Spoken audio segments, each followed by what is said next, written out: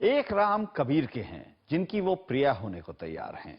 एक राम गांधी के हैं जो धर्मों के आर पार जाते हैं। एक राम अवध के हैं, वो राम जिनसे अवध की माटी बनती है, उसकी खुशबू बनती है। राम इस अवध के संस्कृति पुरुष हैं। इस राम के मुरीद सब हैं, हिंदू भी मुसलमान भी। इस राम की लीला में सब शामिल हैं, रोजा रखने वाले भी, मंदिर जाने वाले भी। एक राम कमाल के भी हैं, यानी हमारे संवाददाता कमाल खान के।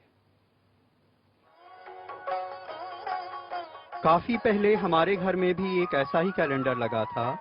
बिल्कुल ऐसी ही तस्वीरें थीं, राम दरबार की झांकी। हमने राम को ऐसा ही जाना था, मर्यादा पुरुषोत्तम, सौम्य, शालीन, धीर, गंभीर, वीर और त्यागी। लेकिन वीएचपी ने उन्हें ऐसा बनाया है, आक्रामक, हमले को आतुर। साथ में है वीएचपी के आर्किटेक्ट का बनाया राम मंदिर का मॉडल। बचपन में हमारे पड़ोस में अखंड रामायण होती थी, हम लोग भी उसमें शामिल होते थे और बीच बीच में संपुट लगाते थे कि मंगल भवन मंगल हारी दरवौ सो दशरथ अजिर बिहारी। उस रामचरितमानस में हमें अभी तक जहां तक याद है, राम को केवल एक बार क्रोध आता था, जब वो लंका जाते समय अपनी सेना को पार लगाने की समुद्र से विनती करते हैं और 3 दिन तक वो कोई जवाब नहीं देता, तो राम क्रोधित होकर अग्निबाण से समुद्र को सुखाने की बात कहते हैं। पूरे रामचरितमानस में राम का सिर्फ यही रूप वीएचपी को पसंद आया है जिसका उसने ये कैलेंडर बनाया है। दरअसल तुलसी के राम मर्यादा पुरुषोत्तम हैं, वो आदर्श पुत्र हैं। मां के कहने पे 14 साल के लिए जंगल चले जाते हैं। वो आदर्श भाई हैं, लक्ष्मण को शक्ति होने पे रोते हैं। वो आदर्श पति हैं, सीता के लिए रावण का वध करते हैं। वो एक साथ राजा भी हैं और संत भी। जंगल जाते हुए चेहरे पे कोई कष्ट नहीं और वापस राज पाने पे कोई अभिमान नहीं। ऐसे ही राम की रामलीला को देखते हुए हम बड़े हुए। हमें याद है कि बचपन में हमारे घर के बाहर रामलीला होती थी और हमारा पूरा खानदान रोजाना बिना नागा उसको देखता था। राम की हम पूजा नहीं करते थे, लेकिन हमेशा से राम हमारी संस्कृति का हिस्सा रहे हैं। और इकबाल ने तो लिखा है कि है राम के वजूद पे हिंदोस्तां को नाज, अहले नजर समझते हैं उसको इमाम हिंद।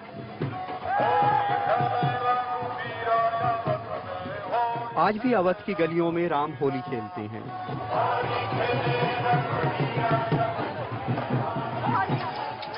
और कहते हैं कि जब वाजिद अली शाह यहाँ से बेदखल होकर कलकत्ता जाने लगे तो अफवाह उड़ी कि अंग्रेज उन्हें लंदन ले जा रहे हैं। तो लखनऊ की औरतों ने कैसरबाग में जमा होकर गाया, हजरत जाते हैं लंदन, कृपा करो रघुनंदन। तो राम यहाँ वाजिद अली शाह के भी कृपा निधान है। जिस राम को हम जानते हैं वो तो इतने विनम्र हैं कि शिव का धनुष तोड़ने पे जब परशुराम क्रोधित होते हैं तो कहते हैं कि नाथ संबुधन भंजनी हारा, होई ही केउ एक दास तुम्हारा। कि हे नाथ, शिव का धनुष तोड़ने वाला आपका कोई दास ही हो सकता है। लंका जाते समय जब समुद्र पार करने के लिए जाते हैं तो सबसे पहले समुद्र की प्रार्थना करते हैं। तुलसीदास कहते हैं कि प्रथम प्रणाम कीन्हि सिरनाई, कि राम सबसे पहले जाते हैं, सिर झुका के समुद्र को प्रणाम करते हैं और कुश बिछा के वहां बैठ जाते हैं। बापू राम के ऐसे भक्त थे कि उनकी कल्पना ही राम राज लाने की थी और लोहिया तो नास्तिक होते हुए भी रामायण मेला लगवाते थे। और नास्तिक ही क्यों, लखनऊ और आसपास के इलाकों में सैकड़ों साल से मुसलमान रामलीला कर रहे हैं। तमाम मुसलमान राम लक्ष्मण सीता का रोल करते हैं और रमजान में तो रोजे रख के भी रामलीला करते हैं।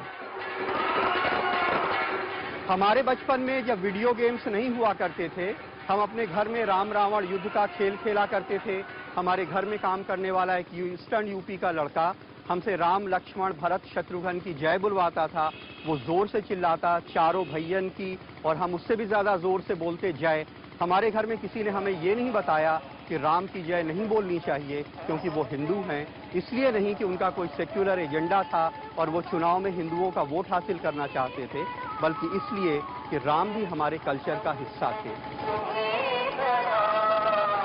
अभी भी हमारे इलाके में अभिवादन करने को जय राम जी की, राम राम, जय सिया राम कहते हैं। लेकिन वीएचपी ने उसे कुछ यूं बना दिया, बिल्कुल एक युद्ध घोष, मानो राम का नाम लेके हमला कर देंगे। और इस आक्रामकता का एक अंजाम 6 दिसंबर 1992 को देखने को मिला। कैफी आजमी ने कल्पना की है कि भगवान राम 6 दिसंबर 1992 को वनवास से लौट के अयोध्या पहुंचते हैं। वो कहते हैं कि राम वनवास से लौट के घर में आए, याद जंगल बहुत आया जो नगर में आए, रक्स दीवानगी आंगन में जो देखा होगा, 6 दिसंबर को श्री राम ने सोचा होगा, इतने दीवाने कहां से मेरे घर में आए। पांव सरयू में अभी राम ने धोए भी न थे कि नजर आए वहां खून के गहरे धब्बे, पांव धोए बिना सरयू के किनारे से उठे, राम ये कहते हुए अपने द्वारे से उठे, राजधानी की फिजा आई नहीं रास मुझे, 6 दिसंबर को मिला दूसरा वनवास मुझे। अयोध्या में कैमरामैन आरसी जोशी के साथ कमाल खान, एनडीटीवी इंडिया।